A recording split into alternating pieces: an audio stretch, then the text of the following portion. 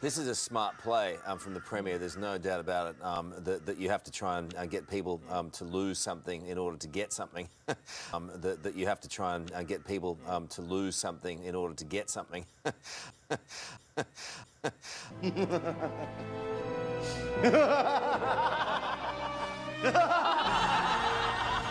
And look, there are going to be dramas, I'm sure, especially around the Gold Coast area, but there's only really one decision for people to make. Yep. Oh, they're crazy not to get vaccinated. Life will be miserable without being vaccinated. Life will be miserable without being vaccinated. Life will be miserable without being vaccinated. You won't be able to get any, you won't be able to hide. Do not touch one another. Surrounded. The house is surrounded. Suppose we may as well say goodbye. You may as well say goodbye. While we're on the subject, here comes a candle to light you to bed. Here comes a chopper to chop off your head.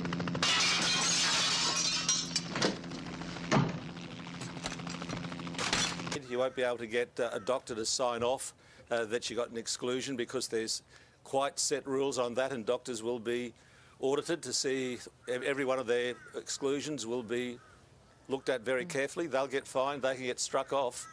The patients who tell lies can be charged with fraud. There's a whole pile of issues, whole pile of problems if you try and get around the system.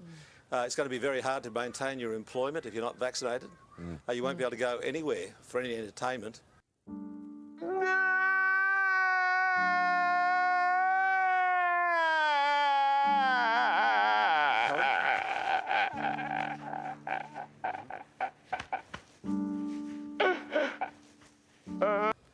So by all means, get vaccinated. You've got another week where you can get double vaccinated before the 15th to 17th of December, when it's definitely coming in, and there'll be proof that you've been vaccinated, firm proof. You'll be asked to show going into most venues. So get vaccinated, otherwise you're going to have a very, very lonely life. So get vaccinated, otherwise you're going to have a very, very lonely life. So get vaccinated, otherwise you're going to have a very, very lonely life. Are we talking about days or weeks or months? Years. Trapped for a lifetime. And you're not going to be able to maintain your employment. We really have to look after the vulnerable. We have to look after the Aboriginal people, who also have unusual conspiracy theories.